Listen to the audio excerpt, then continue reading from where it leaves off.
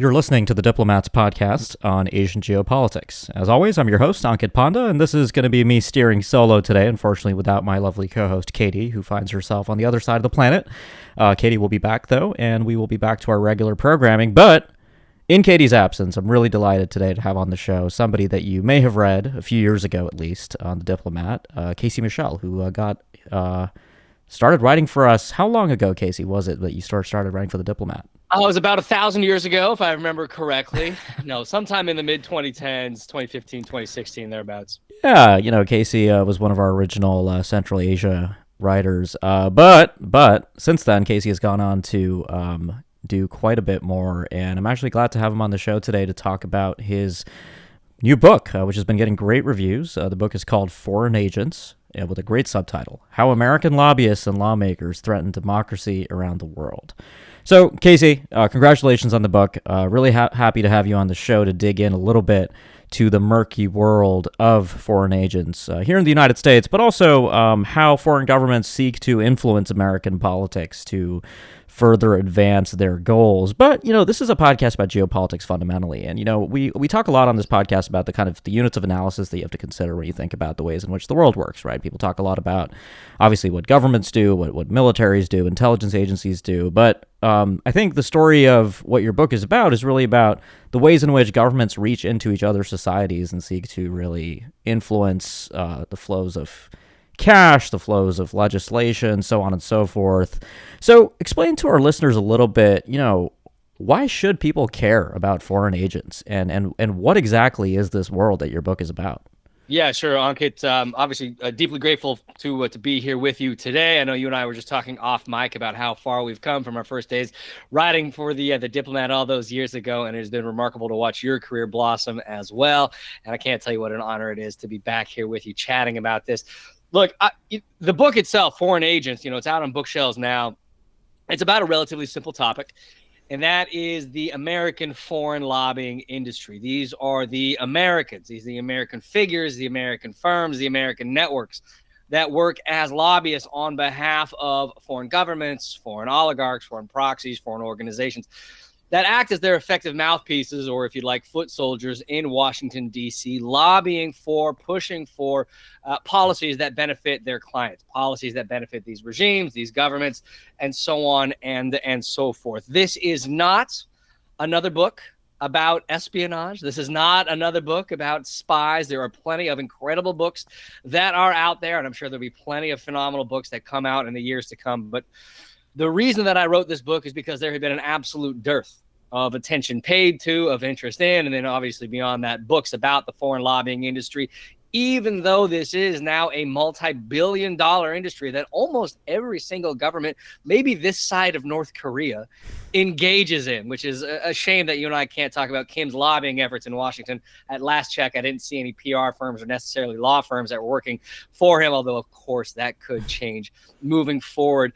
The name of the book itself, Foreign Agents, comes from the single piece of legislation surrounding this, the Foreign Agents Registration Act, which you and I might be talking about more in the coming conversation.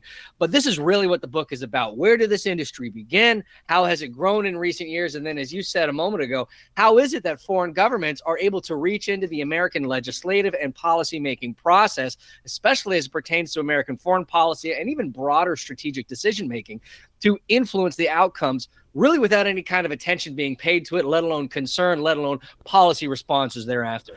Yeah, so let's talk a little bit for the benefit of our listeners about FARA, the Foreign Agents Registration Act, which you referenced. And there's been a few high-profile indictments coming out recently from the DOJ that our listeners may be aware of. But what exactly is FARA, and what kinds of activities does it prohibit or govern, and who should be declaring themselves under FARA that doesn't declare themselves? Sure. So the Foreign Agents Registration Act, or FARA, as again, I'm sure this is especially a Washington audience, so they'll be used to acronyms at this point. FARA was first passed in 1938. All right, so almost almost a century ago at this point. And as the book details, this was a direct outgrowth of concerns around and congressional hearings and investigations into how foreign regimes, and most especially foreign totalitarian regimes, were targeting, were influencing, and were swaying Americans. There's one figure in particular that much of the book focuses on early on, a gentleman named Ivy Lee, who, if folks are familiar with him, he's still considered the father of the public relations industry. He worked with almost everyone who was anyone, or anyone who was everyone, in the United States of America in the early 20th century, really creating the PR industry as we know it. He invented the first press release. He really created the crisis management playbook, worked with politicians, worked with businessmen, so on and so forth. And then by the 1920s, he realized he could go abroad and work with many more clients who were willing to pay just as much, if not more money. So he shows up in Rome, and he ends up working with Benito Mussolini and this new thing called a fascist regime. He shows up in Moscow and ends up working with the Soviets, who are trying to gain American recognition. He's advising the Soviets on how to do that. And then most notoriously, he shows up in Berlin and ends up working for the Nazis and advising Joseph Goebbels and Adolf Hitler and the highest ranks of the Nazis about how to target and identify potential American audiences and how to whitewash their regime. So anyways, this is all a way of saying when this all came out, it was an absolute bombshell. Congressional legislators never expected it. The American public never anticipated it. And in response, they passed legislation called the Foreign Agents Registration Act, which is an extremely simple piece of legislation. It's very progressive. It's very pro-transparency. Even a century later, it's still one of the most progressive pro-transparency pieces of legislation globally in terms of looking at foreign lobbying. But basically what it does is it doesn't ban any foreign lobbying. There are all these constitutional protections that you and I can get into later if you want to, but it doesn't make any of this illegal. But it does require that these foreign lobbyists, who are, again, Americans who work at things like PR shops or lobbying shops or law firms or consultancies, so on and so forth, it requires that they disclose what they are doing. It requires them to disclose who they are working with. It requires them to disclose how much money they are making. And it requires them to disclose, again, how they are targeting the American populace as well as American legislators on behalf of their foreign clients. All this information is supposed to be disclosed with the Department of Justice, which will then publish it for the American public, the American populace. And now in the 21st century, anyone with a computer in the U.S. or elsewhere can go to the Department of Justice website. They can look through all of these filings. They can look through all of these FARA disclosures and look at what any country is doing with any firm right here in the United States of America. I will say maybe a little bit of a spoiler for the book is, for as progressive and as welcome as that piece of legislation was, Americans just kind of ignored it for about 75 years thereafter, and it really wasn't worth the paper that it was written on, unfortunately, which is, again, one of the reasons that this industry blossomed and bloomed to what it is now, and why we are very much playing catch up and trying to unearth and expose some of these networks. Right. And so, bringing this over to Asia a little bit, I think you'll know from your experience covering the former Soviet space in Central Asia that, there are other countries that have foreign agents laws that are, of course, very different from what FARA tries to do. So, talk a little bit about that, because obviously, I think Russia passed one of those laws in 2012, Kyrgyzstan and Georgia more recently.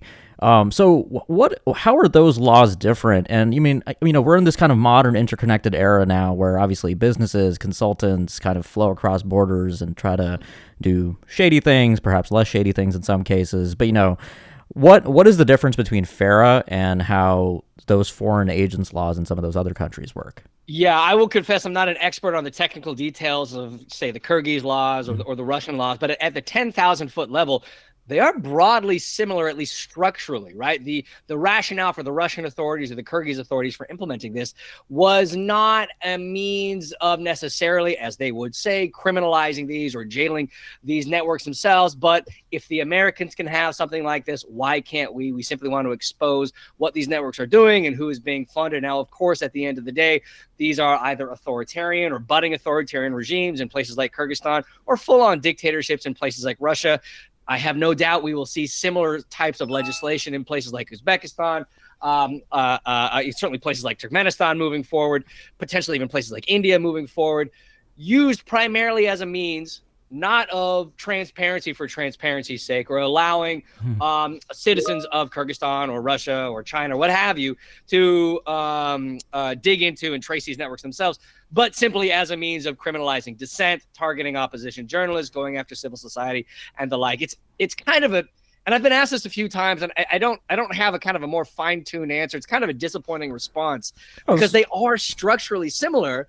But again, this gets into the basic question of the governance model writ large. If you have an authoritarian regime, and again, if you want to extend things out even further, we see this taking place in places like Turkey, places like Hungary as well, where it's these clearly anti-democratic elements see this as an opportunity, as an opening to use something that in the American side has been a wonderful boon for transparency, to use it for the regime's sake themselves. Yeah, I mean, it's also a massive onerous bureaucratic requirement for civil society organizations, right, in a way that creates just a more hostile environment for these activities to be carried out, whereas FARA, as you said, is simple, is mostly about transparency. But, I mean, what exact kind of activities does it cover, right? I mean, is FARA primarily concerned with foreign governments trying to interfere in American democracy, advocating for legislature, trying to influence politicians?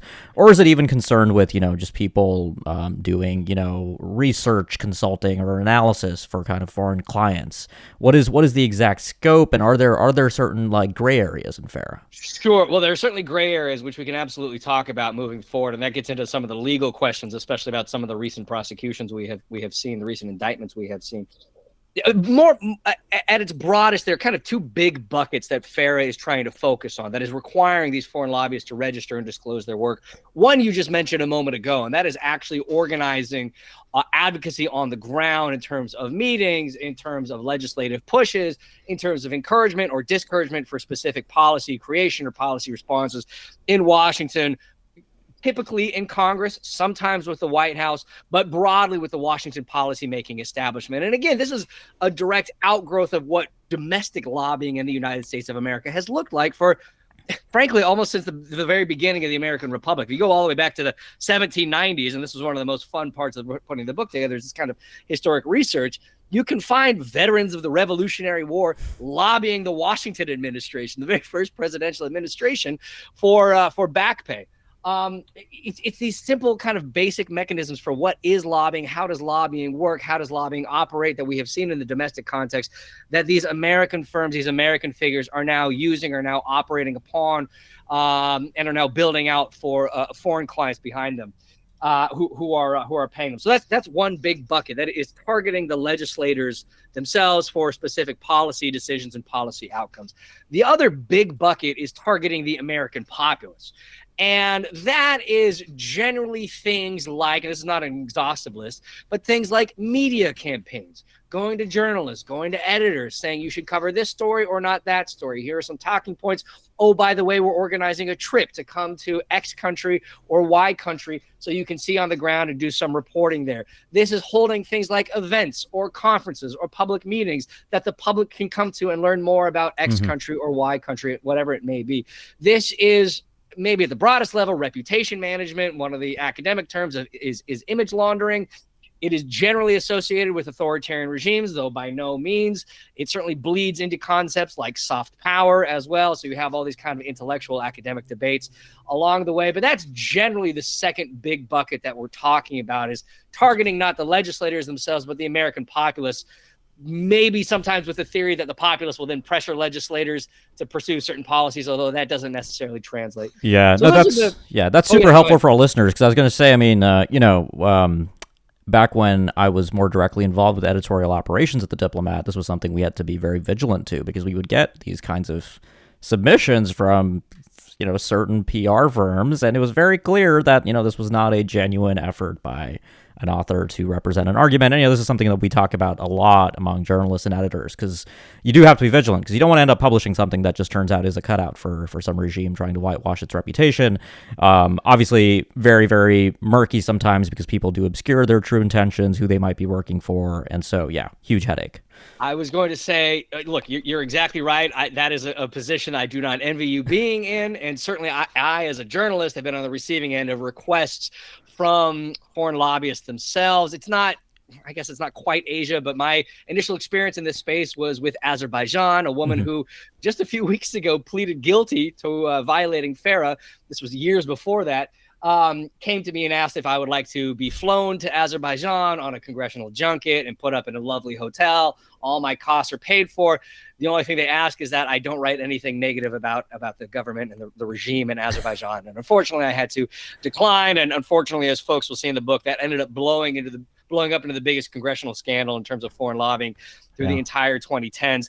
I will say, though, okay, it is worth emphasizing that it's not just the authoritarian regimes that do this. It is, for the sake of the conversation today, is worth highlighting that many countries around the world, democratic or otherwise, or authoritarian or otherwise, engage in this. And I'm reminded of and I don't know if you had a chance to look through this, the indictment against Sumi Terry, one of the U.S.'s leading Korea experts, both South Korea and North Korea. One of the elements of her indictment was the allegation, and of course she's innocent until proven guilty, but the allegation that she was accepting funds directly from the South Korean government, some of which resulted in her writing an article in Foreign Affairs, right? One of the flagship magazines steering American foreign policy, and that she did not disclose those payments to her editors, to her readers, to whomever it might be. And again, that's just one of many allegations in the indictment, but I think it really kind of hits home what you were just talking about as on the journalistic side of things. Yeah, I mean, when it comes to prosecutions and how often people actually do get successfully prosecuted and convicted of FARA violations, I mean, DOJ's had a bit of a checkered record. I mean, is the burden of proof for prosecutors under FARA is that kind of tougher than it should be? I mean, what have you kind of come across in your research for the book? So that's a great point. It's absolutely checkered. The book goes into the history of some of these recent prosecutions. And again, this is really only since 2016 or 2017 or so when DOJ started enforcing some of these, and certainly some of the thanks to Paul Manafort, right? I mean, huge. Yes. thanks to our old friend Paul Manafort, who did some work in Asia. As I recall, he was Ferdinand Marcos's go-to man during the final days of the Marcos regime in the Philippines, which was yes, as horrible as it sounds.